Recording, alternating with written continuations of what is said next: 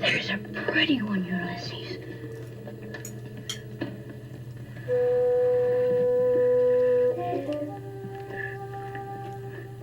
There it is.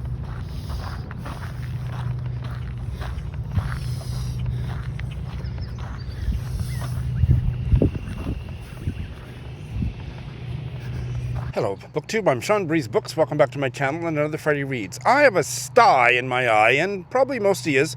I would say probably I should do a poll on this sometime. I think probably more than half of you don't subject yourselves to looking at me while you listen to me. You just have it on audio and are busy doing the dishes or something silly like that. And I don't blame you. That's how I consume most BookTube as well. And probably of the 40% or thereabouts that do watch me, especially when I'm outdoors. Isn't this fabulous? Did you see those Canada geese and their babies? The babies are not baby goslings anymore, but they're still pretty cute. Wouldn't notice because of my fabulous, aggressive purple glasses. But yeah, this eye is in pretty bad shape. It's the day 3 or is it day 4? And so I think it's going to go away. Of course, I'm not doing anything you're supposed to do, like putting a warm compress on it or washing it out with warm water and baby shampoo or something. It seems to be getting better, but it's certainly destroying my otherwise gorgeous, youthful visage. And that's about all the personal news I have. When things are going this well, it's really hard to know what to talk about. Kenji and I are getting along well. There's certain little problems that are coming up that we're talking about in a way that we never were able to talk about those little things before. He's in a different headspace, and so am I. Maybe we're both a little more mature than we were. So while you will never be as mature as he is. But yeah, things are just going well. He got his resume finalized and starting to apply for jobs, and he's going to need a lot of practice to do an English language job interview, so that'll be the next thing, and I'll be telling him, you need to role play this with me or somebody, my mom or my sister, but you need to do a whole bunch of role playing, because his English is really good but not perfect, and his listening is less good. So, speaking of grammar, that's good. All right, without further ado, this is going to be a jam-packed Friday Read, so let's not waste any more time. Let's go directly to a really fascinating mystery guest. This week's mystery guest is the Canadian writer Catherine Bush, here to tell us about her very recent short story collection called Skin, which came out at the end of April. Catherine is joining us today from Eastern Ontario and makes her home in Toronto. Catherine, welcome. Thank you, Sean. It's great to be here with you. It's great to meet you, and you are currently in your writer's retreat type antique house. Can you tell us more about it? Yes, I have a little old pre-Confederation stone schoolhouse, a former one-room rural stone schoolhouse built in, 1864 that I use as a writing retreat. So it's out in the Ontario countryside, and this is where I do a lot of my writing. It's quiet, it's right in the country, and it suits me. And when I want to play around with ideas, I've got 2 old slate chalkboards that I can draw and sketch things on. That is incredible, and I can see the paneling in the ceiling, which looks all so very old-fashioned. It's got lovely painted up to date, but you can see the paneling. It's really It's great. got lots of character. Yes, it does. Maybe the way to start this conversation about your latest story collection is to have you read the title story. When I interview short story writers, I don't usually have a chance to read something before the interview, but the title story, Skin, is would you call it a work of microfiction? Maybe not short enough for that, but it's very short. Yeah, you could call it microfiction or flash Flash. fiction, which is probably the terminology that I would use. Micro might be even shorter, but it's pretty short in a collection which has pieces that range in length from a novella of almost 100 pages to these little flash, which I think of, I was describing them yesterday as someone like pop rocks going off in your mouth, just this intense little Box. explosion. This punches above its weight because it doesn't feel like a 2.5 pages or whatever it is. But without further ado, when you're ready, please share it with us. All right. This is Skin from my story collection, Skin. After her divorce, my mother flew to Tanzania. The particular kind of evangelical Christianity that she embraced used foot washing as a form of baptism, and she crisscrossed the country, washing the feet of men and women and children, many surprised, but most eventually willing to be taken up by the ministrations of this tall, devoted woman. 6 months later, she returned to Toronto and left the church that she'd so recently joined. Yet her impulse to wash others' feet didn't waver. She approached an organization that assisted newly arriving refugees and asked if she could offer her services to those who came through its doors. Of course, not all those seeking the organization's help wanted to have their feet washed. Yet there were some who allowed themselves to be led to the plastic chair that my mother set up in the corner of an office. She spread a towel on the floor in front of Ibrahim from Idlib. Gently, she peeled off his socks, which were as new as the winter boots sitting beside him, and invited him to lower his feet into a basin of steamy water. Lifting his right foot into her lap, she began to soap the cracked skin, working her fingers into the webbing between big toe and second toe and third, tugging on each toe as she went. He faced her with a look of frozen uncertainty. Each day of the last week had been a besiegement of the unknown. The woman holding his foot took out a file and began to rub at the hard calluses of his heels. She pressed a finger to a place on the ball of his foot that sent a jet of feeling through him, so powerful it made him cry out. Then some part of him, braced for years through the bombings, shellings, since the first time he'd huddled as a child in terror under the kitchen table, experienced a small release. My mother massaged each of his feet in turn with almond oil until his skin was silky, drew his socks over them, and sent him back to the world, wiping tears from his eyes, his gait at least briefly different. When friends asked us how our mother was doing, we tended to be vague, embarrassed by her strange preoccupation. Yet my mother insisted that everyone who arrives in a new country deserves to be touched, and where better than the feet, that vulnerable, overlooked, nerve-rich part of the body. When we were children, she never kissed us as she put us to bed. She unkinked our toes. If something happened during the day to upset us, some unhappy schoolyard incident, she had the ability to find the place on the sole of the foot that called up the moment, a pain that with the pressure of her fingers seeped away. She deduced our moods from the pattern of our wet footprints across a tiled floor after a shower. Later, when I was about to become a mother myself, she told me that her own feet were the most sensitive part of her body. With every step she took, a sensorium burst to life, shooting up through her soles. The grass that she crushed underfoot thrust itself against her. The experience was so overwhelming that she did everything she could to dull it. Wore shoes with the thickest tread she could find, scrubbed the soles of her feet with sandpaper, never went barefoot. To my surprise, she confided that her feet were the most eroticized part of her body.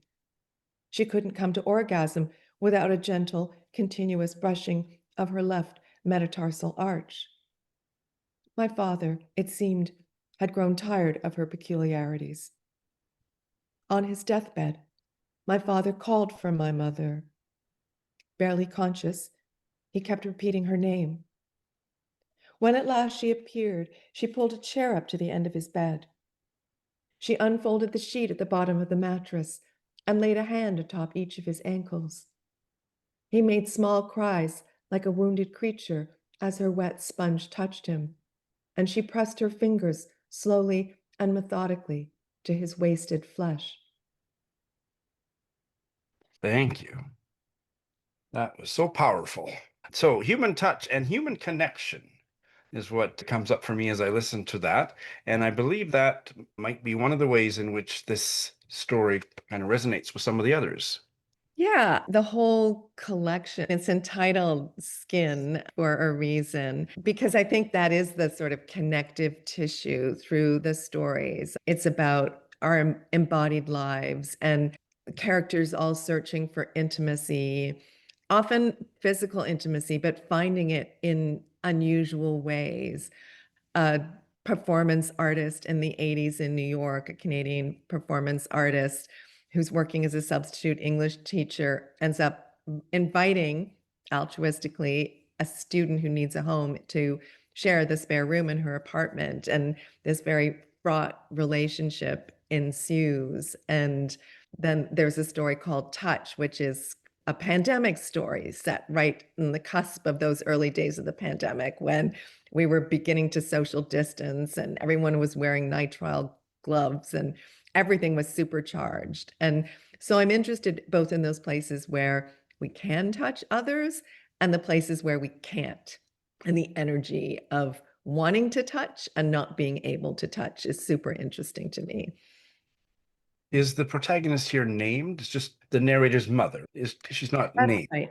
Yeah, the narrator in Skin is not named. No, nor is the mother. They're just, yeah, given their relationships in this story. Often, I would say I usually name my narrators, but not always. And there's one like in the story Touch, you're not even certain what the gender of the narrator is. So sometimes there is that ambiguity. The mother, it's not chronologically, but the way the story is told, it has a religious meaning for her that she fairly soon afterwards disavows or moves on from. And yet there's still something meaningful in, what word would you use? A soulful way, a spiritual way? And Spiritual, sacral, even. And it's an interesting story in those terms. It began, I often steal story ideas. I do use my own life, but I often steal stories from other people. And then I completely transform and repurpose them. That's my fictional method. And so someone did tell me their story about their mother becoming obsessed with foot washing. And I believe there was originally a religious element in it. And I can, of course, at this point remember where the story that was told to me in my own fiction takes over, as it certainly did. But I was interested in that movement from the religious, so it's a ritual, and then to take the sacral out of that religious context. And I've talked to a few people in response to this particular story, and someone was talking about their relationship with their parents, and especially around foot washing. There's a generosity and a mutual vulnerability in washing someone else's feet. It's an odd kind of exposure, an odd kind of intimacy. And then I drew on my own experience when my own father was dying and again transformed it. But his feet were really the last place that we could meaningfully touch him. And that was the touch that he desired. We would massage his feet as he was dying. And it was an extraordinary gift and an extraordinary intimacy. And so there was something in bringing all these elements together and weaving them together that just felt potent to me. yes, there's a vulnerability to it that's just beautiful. Are you aware of this book? Because if you're not, I hope that you will read it someday. It's a series of German linked stories called Marzahn mon amour. No, I'm not familiar with it. It's by Katja Oskamp and translated from the German by Joe Heinrich. And I can send you the details on this after. Oh, But the reason I'm recommending it to you so effusively is it is based on the author's experience. She lived in the former East Germany and she got fed up with writing and she retired for a few years and became a pedicurist.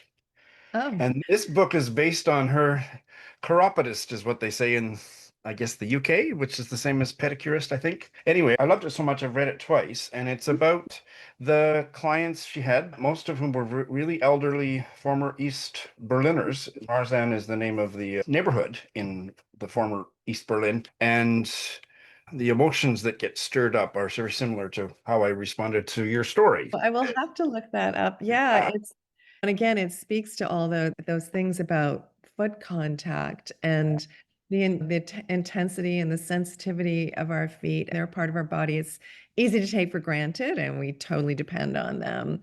And so I wanted to explore that as a zone of touch, potentially erogenous, but also just a zone of intimacies. And as I said, the collection as a whole really journeys through these very different kind of intimacies, from these acute human to human moments to in the later stories like derecho and glacial, the intimacies are between humans and the more than human world. And a man falls in love with the wind, and a woman has this intensely intimate encounter with a melting glacier. So again, the collection takes us into I hope, unusual and unexpected kinds of intimacy. The last comment about the story Skin is that there was a bit of politics there in the fact that she began to massage refugees. Immigration in North America, particularly south of the border, but also on this side, is becoming fraught. And that seemed to resonate with what you've said just now about the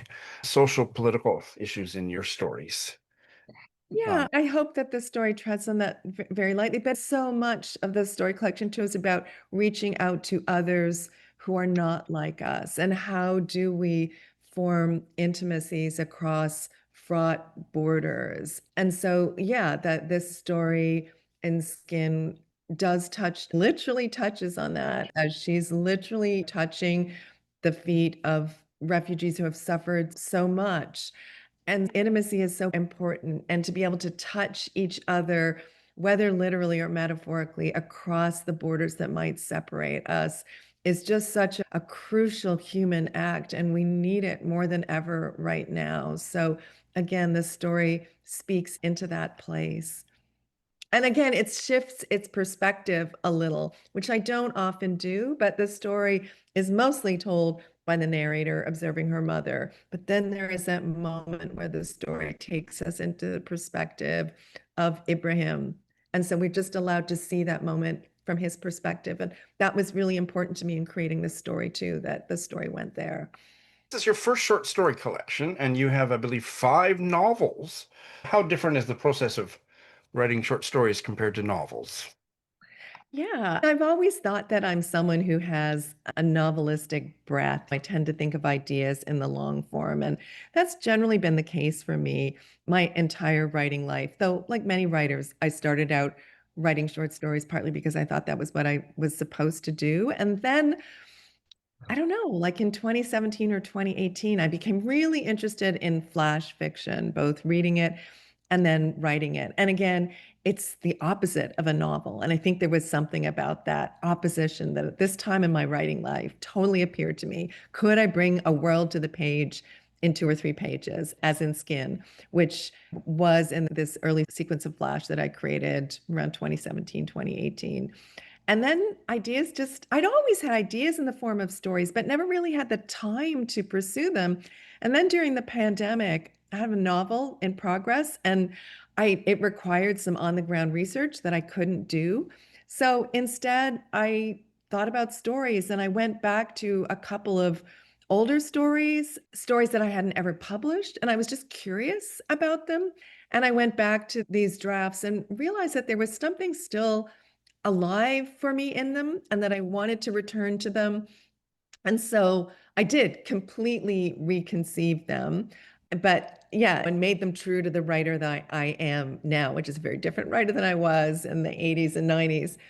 And then I just kept writing stories. And maybe there's a way of thinking that the thematics of the collection, skin, touch, fraught touch, our porousness, the potential dangers, and the desire for touch comes out of that pandemic period.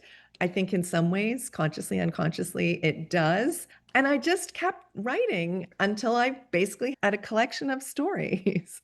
And I see the word eco-fiction on the back. Is that a term that you embrace? And do you want to say any more about in what ways this is an eco-fictional collection? Yeah, one of the things when you're creating a story collection is you really need to think about the order of the stories. And in a sense, I think of Skin as a sort of pixelated autobiography, and it moves through time retrospectively, but looking back on the New York in the 1980s during the era of the AIDS crisis, which is when I was spending time in New York. And it moves forward through the pandemic stories to stories that focus on human relationship to the more than human world, as I've described, the wind, a world of extreme winds and melting glaciers and ecological fragility. It's very important to me as a writer at this point to bring the more than human world to the page, because that's the world that we live in.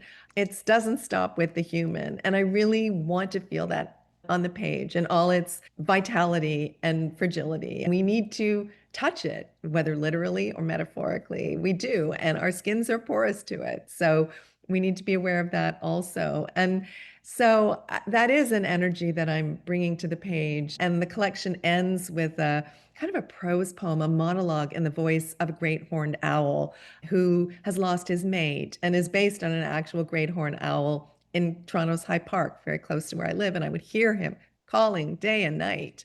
And so there is this move towards the world beyond us as the story collection continues. So yeah, I don't care what you want to call it, but to be able to write into the world that is more than us and bring it to the page is super important to me as a writer. I'd like to put the story collection to one side just for a moment and say, if you got to choose what somebody who was curious to read one of Catherine Bush's works, which novel would you tell them to start with if you got to choose?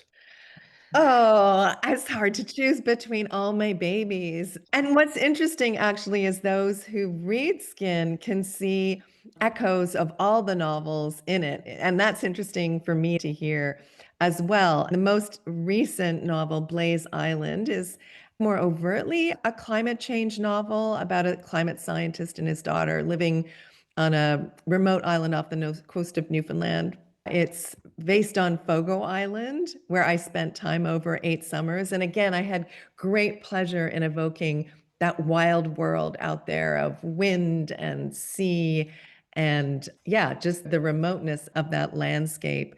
I would maybe that, but then I'm going to sneak this in there. If you go back to my very first novel, Minus Time, which might be harder to find, but it's about an astronaut mom circling the planet in the space station.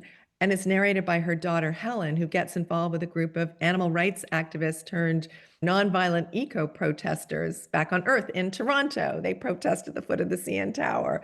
So you can see some of the themes through my writing life from the beginning through Blaze Island, echoing in Skin. What are you working on now, Catherine? I'm working on a new novel that's inspired by the life of the mid 20th century American environmentalist Rachel Carson, who's best known for her seminal work, Silent Spring, which was a condemnation of the overuse of industrial pesticides, particularly DDT. But she's also the author of these 3 extraordinary books about the ocean, which preceded that. And she had a very deep relationship to the ocean. Really, everything for her came back to the ocean. And so I'm writing into that, I would say. So Wow. here I am, a girl who lives in the middle of the continent in Ontario, obsessed with the ocean and the sea. And circling back to the house where you're doing this writing, has it ever shown up in any of your fiction as a setting? No, it hasn't in fiction yet. It has in nonfiction, in essays. Many of these stories were written here, and parts of them are written here. So the quiet that I find here and the concentration reverberates through the stories, certainly. And who knows, one day maybe it will. But it's a space that's deeply generative to me and key to my writing process. I believe you have some book recommendations for us, Catherine. Yeah, again, how to choose. But I've been thinking about one of the things that I've been talking about today, which is just bringing the world beyond the human to the page and the importance of that now in terms of creating something that feels truly alive. And so I wanted to recommend the Hamilton-based writer Amanda Leduc's new novel, which came out this spring, Wildlife, which is almost a novel in stories. It takes place over a span of time, and it's got talking jackals in it and animals getting up to all sorts of things and humans getting up to all sorts of things. And I love it in its wild strangeness. So I heartily recommend that. And then another brand new book, which is not fiction, but nonfiction, is the British naturalist Robert Macfarlane's brand new book, Is a River Alive? And Yes. that's a central question that we should all be asking. I think to me, the answer is obvious. Yes, a river is alive, but he takes us on these intense and transformative journeys into these landscapes shaped by rivers and brings them to life in their aliveness. Again, an extraordinary read. And then last, I wanted to recommend a new collection of stories by a former student of mine, Jacquelyn Zong-Li Ross, published by Saraband Books out of the US. And it's got the greatest title, The Longest Way to Eat a Melon. And again, it's just got an extraordinary and unusual sensibility. And I think if anyone is very different from Skin, but if you're looking for something that's a little unusual and transforms the world as we know it somehow, go to Jackie's stories. Oh, and what a gorgeous cover. Oh, Yes, it really does. great book recommendations, and I will get to all of those eventually, but I'm not until I've read all of your books, Catherine. What a wonderful guest you've been, and I hope that you'll come back. I would love to, Sean. It's been such a pleasure talking to you. Thank you. She's just great. And that story I loved. And it's not often that there's space in a mystery guest chat for the writer to read something, but this was just a perfect length. I thought I had never heard of Catherine Bush until I heard about this book, but once she mentioned Mine is Time, that one, I thought, oh yeah, Mine is Time by Catherine Bush. I think it was published in the 90s or something. I do remember, I didn't read it, but I do, that title is familiar. This collection sounds amazing, and I hope that you will all rush out and get your hands on a copy. So, I did manage to get one video out, and that was the full-length version of a mystery guest chat from January, all that time ago, with the writer of the world. She is Croatian, but does not want to be called a Croatian writer, and that is well within her right to insist on that. She is a writer of the world, Vesna Main. She's just overflowing with literary insight and enthusiasm, and so I couldn't fit in her book recommendations into the actual mystery guest chat that went up in January, so I've now edited and posted the full chat, and you really should check it out because it really is erudite and passionate, and oh my goodness. I urge you, even if you did watch or listen to the mystery guest chat, to re-experience the whole darn thing again, because it's a really special conversation. So that's what I managed to get done, and it's fabulous. I have finished 3 books this week and enjoyed them all. And I have a good start on one that I told you I would be starting. And I'm going to start some ridiculous number like 4. Just wait. It's not as overwhelming as it sounds. All right, let's get busy. I finished Wild Sargasso Sea by Rhys this week. This was for a guest spot on one of my favorite book podcasts, the Bookcast Club. Sarah invited me to do a kind of buddy read in the form of a podcast episode, and we taped that Monday.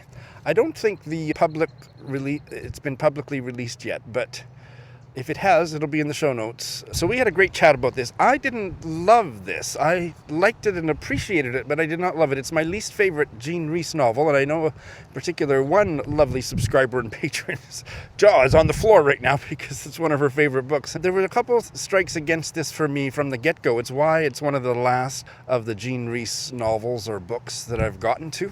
I don't like retellings. I think they're silly. This is apparently the first one in all of literature. I'm not sure if that's true, but I read that. So there's the whole intertextual thing with Jane Eyre. I didn't really like Jane Eyre. This was better than Jane Eyre because there was no Pollyannish characters in it. But the other thing was that it's really gothic. There's burning candles at midnight and dark, eerie nights and houses that if they're not literally haunted, they feel haunted. And all of that really takes me out of the story, just like the intertextual thing with Jane Eyre did. Regardless, it's beautifully written as all of her stuff. People consider this her masterpiece. Maybe it is, but it's not my favorite. I much preferred her earlier novels written decades earlier and her short stories over this. But unless you share some of my weird preferences or characteristics about reading, like the gothic bleh, and retellings, bleh. Retelling's not quite a retelling, it's a supplemental thing, but I just want to read an original story. Is that too much to ask? No, I didn't love it, but I appreciate it. Sarah and I had a really intensive discussion about it that I think you'll enjoy. Sarah didn't love it either. By the end of it, I think we both liked it better from the discussion, so check that out as well. But I have now read Wild Sargasso Sea. I realize I'm not even talking about star ratings that much anymore. I am not as evolved as some of y'all that they star ratings don't matter. Well, I think they matter, and this would be somewhere between a 3 and a 4-star read for me, just because it's not my kind of thing. This next one I thought would be a 4-star read, but by the end I realized no, this was a really strong debut novel, and I am a little more... I think some of you would say I'm pretty generous with the star ratings. It's either a bail or 5 stars a lot of my things. So 4-star, you can tell I didn't like it. And there aren't that many 3 or 2 stars anymore because unless it's a buddy read or some reason why I have to finish it, I'll bail on it. Although I bailed on 1 book so far this year. I could poke holes in all of those last 7 statements I've made about my reading habits. So let's just move on, shall we? This is the queer Nigerian novel, Blessings, by Chukwuebuka Ibeh. And I started it a year ago or more, I think. I don't remember when I started it, but it was one of those that was languishing on my current reads that I hadn't picked up. And so I finally realized that there was an audio version. And so I finished it on audio over a couple of weeks and really enjoyed the audio narration. I'll put the name of the narrator down here because I don't remember it. And I really enjoyed it. This is a very familiar story for gay men, and it's as familiar to me being closeted and coming out in Saskatchewan, Canada in the 80s as it is to a Nigerian in the contemporary era. There's just an archetypal sameness to that journey. And if you've read one coming-of-age / coming-out novel, you haven't read them all. So it's a familiar narrative arc. And this was just really well done. And what bumped this up, there were parts of it that were a bit uneven, but what was done well that resonated with me and that struck me as really emotionally powerful, there's a scene later in the book between the gay older brother and his younger, really jock, straight brother, where without any conversation about being gay or being closeted or being verbalized, the jock brother affirms his older queer brother in a way that was just beautiful to read. It was just incredibly powerful.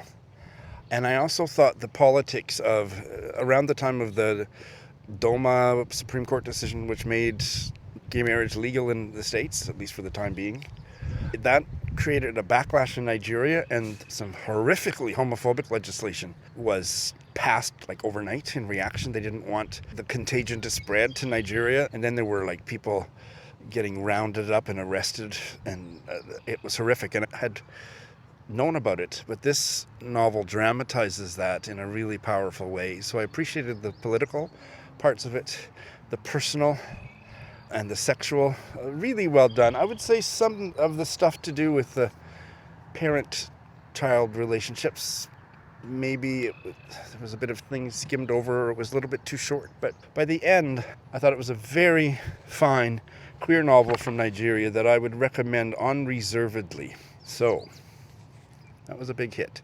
Chukwuebuka Ibeh is more than just a pretty face. Here's his pretty face. Based on his debut, he's a very fine writer, and I will be following his career avidly. In terms of what I finished, I'm saving the best for last. This was an absolutely incredible novel that just ripped my heart open, and just deeply impressive on a literary level. Holy smokes, this is a Saskatchewan novel, Small Reckonings, by Karin Melberg Schwier. She was my mystery guest maybe a year ago. I'll put a link to that mystery guest chat in the show notes. And I wanted to read it. I finally got to it. I read it to Mum. And we both thought it was a profoundly important and moving novel. Based on what is on the back, I can't say very much. Karin, in our mystery guest chat, said more about the plot than what's on the back. So if you want to know more about it than what I'm going to say, you can go watch that mystery guest chat. Because it's based on a true story that she was told by somebody that was involved in that community where this happened. And so when she told that part of the story, you know what's coming in the book. And that's not on the back. It's set in I think it starts in around 1920. Maybe even 1914. And the homesteader, he's a New Zealand guy who comes over to Canada, to Saskatchewan, to take out a homestead. And he had passed through Toronto on his way out to the prairies and stayed in this boarding house where there was a niece of the boarding house couple that he quite liked. And he wrote to her several times. And then he went back on the train to propose to her. And then they come out and start their life on the Saskatchewan prairie, which was, as you probably know, or certainly can imagine, was a tough life indeed. But that's William and his wife, Louise. And Louise is a deeply wounded woman psychologically. She experienced some bad stuff when she was employed up a little bit north in Ontario at a asylum or an institution for the mentally disabled, intellectually disabled. Terrible stuff happened to her there that she hasn't recovered from. And that damages her personality in ways that are crucial, that just determine the course of the story that follows. They have a couple kids. And the second child, Violet, is born, and this is very archaic, offensive terminology, but in the parlance of the day, feeble-minded. We would say intellectually disabled. And that triggers Louise's trauma anew and more profoundly, and things get really, in terms of their family life, really screwed up from then on. And there is tragedy upon tragedy.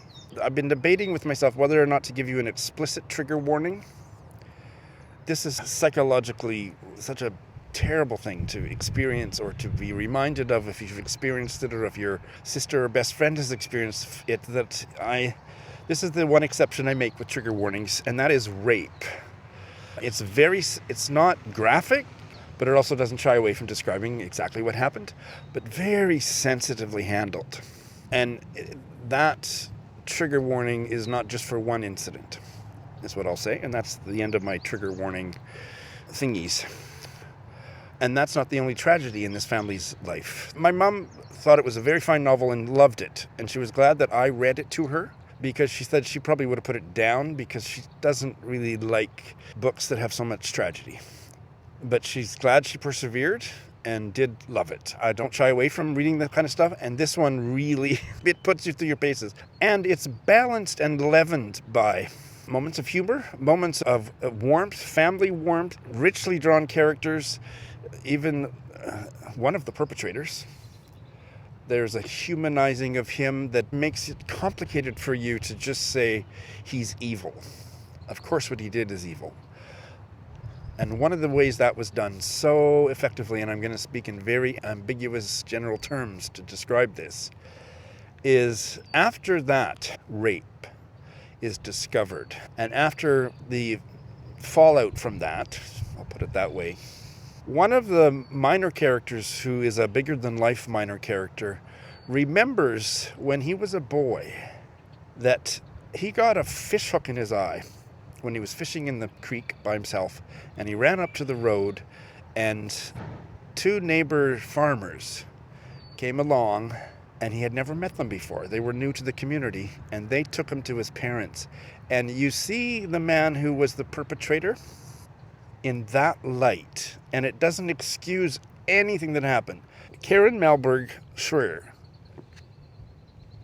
forces you to see him through the eyes of community members who knew him and loved him for years before, however flawed they might have thought he was, in a way that just, it's so emotional. Like, it makes you experience the tragedy of this crime that he perpetrates in such a full-bodied way. That was the chapter that moved me the most. Just, oh my God, yeah, this, when he was 11 or something, that's how he met this guy, and this guy really helped him. And that as he's processing this horrific crime, that's also part of it.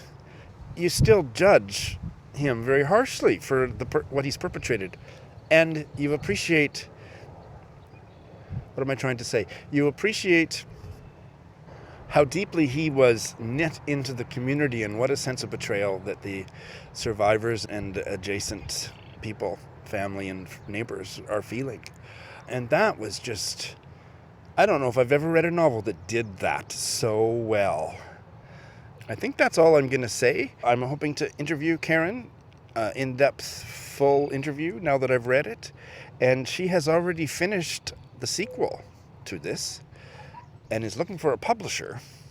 And the manuscript has already won a literary award. So, God, I hope the publishers watching this, I'm sure there might be one or two of you, will jump at the bait, because this is as fine as any Western Canadian novel I've ever read. I'm not sure that I care very much about the canon. I think I have a canon and you have a canon, and whatever other notion of a canon people might have, institutions, universities, I think that's all BS. But I have a private canon, and this one is at the very top in terms of Western Canadian literature. I would even go so far as to say of Canadian literature.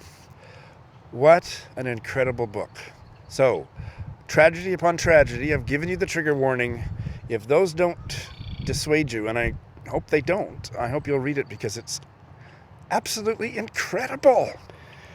I have gotten a good start on this Scottish novel, A Disaffection by James Kelman, the author of How Late It Was, How Late, and I am enjoying it very much. I'm almost 60 pages in. This is a buddy read with Joe Smith, and I explained last week, I won't repeat all that, why we're buddy reading it, but it was other than to say it was a book that was collecting dust on her shelf, and so here we are reading it. I don't know ultimately how much I'm going to love it by the end, but I'm really enjoying it. It is in Joe's feedback on my comments on the first 60 pages, because I had described it as like really stream of consciousness. And now she said something she didn't quite think it was. I'll have to go back and listen to her comments. But anyway, I would describe it as stream of consciousness, and it is a 28 or 27-year-old Scottish teacher, and he is so disaffected. He is so alienated. He's a grump at that age, and cantankerous and hard to get along with, and a shit disturber in the school. And there is a charisma to him that I'm drawn to him. I like being in his head. And his co-workers, despite him being quite rude or weird, they seem to like him and want to include him in things and be around him. That's not an easy thing to do, to create. He's the most likable, unlikable character I've ever encountered. That's how I put it in my feedback to Joe. And his thoughts go all over the place. He's interested in Pythagorean geometry and the end-of-life dark, what are they called? The black paintings of Goya, which I had encountered a reference. I think it was in the Booker Prize-winning book from last year that had all the interesting stuff about art. I think that's where I first found out about those black paintings of Goya, and they come up every 10 pages in this. And various other intellectual things where he goes off on digressions. But a lot of it is just grumbling and or erotic attraction to his co-workers, in particular a married woman. And it's not plot heavy, which I love. And I'm not sure anything else is going to happen in the book, but who knows? Very early days. The last thing I'll say is it opens quite fascinatingly with he's at his every Friday go to the pub night with his fellow teachers, and he goes outside to take a leak. I don't know why he went outside, actually. I'm sure they had facilities. But anyway, it would be just like him, his kind of antisocial self. And he finds pipes leaning against the wall or in the back alley, and he takes them home. And this is a Scottish novel, and I thought, oh, bagpipes. Especially because he said to himself, I want to play these. I want to make music with these. And it's several 10, 20 pages later, you realize they're not bagpipes. They're metal, or Joe thought plastic pipes. They're plumbing pipes. And he paints them, and then he gets into these philosophical, and I hate philosophy, but this kind of philosophy that's really tied to a man's character, it's not philosophy, it's just character. But he goes off on these tangents about, oh, maybe I shouldn't play them, and obfuscates and argues with himself, and that's quite fun. And the pipes come up every 5 or 10 pages, and I don't know if there's going to be anything. How do you play plumbing pipes? He has some ideas, some very embryonic notions about it, but I'm not sure anything's ever going to happen with that, and that's probably going to be a metaphor for where he's at in his life, but enjoying it. So that's my report of what I've read. It was an extraordinarily good week for reading. Fraught touch, indeed. That was a phrase that Catherine Bush used, and when I heard that when I was editing, I thought, yeah, fraught touch indeed. I'm going to start a bunch. I don't even know how many. Pull them out here and see what we got. The new book that I will read to my mom, I'm giving her a break. It's a book that I want to read, but that one was, Small Reckonings was really heavy, and I've been promising her the next one is going to be light, a romantic comedy, and we'll both enjoy it. I've read one by this author. This is another one that's been brought back into print by Dean Street Press, the furrowed middlebrow imprint, The Foolish Gentlewoman by Margery Sharp. And I don't remember the name of the Margery Sharp novel I read a few years ago, but I enjoyed it very much. Oh, I think it was maybe The Nutmeg Tree. I'll look it up, put the GIF up here. And this is another one. She's most well known, I think, for a children's novel, The Rescuers, made into a Disney movie or something. This was published in 1948. Does it even matter what it's about? It's in the early post-war period. Isabel is widowed back in her old family home on the outskirts of London, accompanied by a male friend and newly demobilized nephew. That's all I need to know about it. What I remember I loved about the other one was that there was a female rambunctiousness that was saucy and sexy that seemed radical for its time. So I'm hoping something similar will be in the offing with this one. For my novella project with the Calgary novelist Barb Howard, I'm going to get started with one of her picks. She assigned me this Icelandic Canadian novella, The Prowler, by Kristjana Gunnars. It was hard to track down an original first edition, but I got one. It was published by Red Deer College Press in 1989. It's out of print. It is, I think, quite postmodern, and so I don't know how I'm going to get along with it, but I'm really excited to get into it. What I've noticed about this already is there's no page numbers, but every short section has a number, so there's actually no page numbers. We'll see what it's all about. And now that I've finally finished one more book that's been collecting dust on my current reads, I feel like, okay, that gives me permission not only to start the novella reading project, but one that I put a video out about months ago, and that was, I chose, I think, 6 books from Mikiko's favorite books to read. And I gave myself as much latitude as possible. I said I don't know that I'm going to do them in a calendar year, but I'm going to read them. And this will be the first one that I start. I'll put a link to that Zoom chat video that I had when I told Mikiko what my 6 choices were. And this is the one I'm going to get started with. This is an Irish novel, isn't it? Yes, an Irish novel about suicide, which sounds right up my alley. Though the Bodies Fall by Noel O'Regan. And I've heard nothing but praise for it. It came out in 2023. And Michael, or maybe it's pronounced differently with the E and the A reversed. But he, I don't know his age or anything, but he lives alone in his family home at the end of Kerry Head in Ireland. So that's a cliff.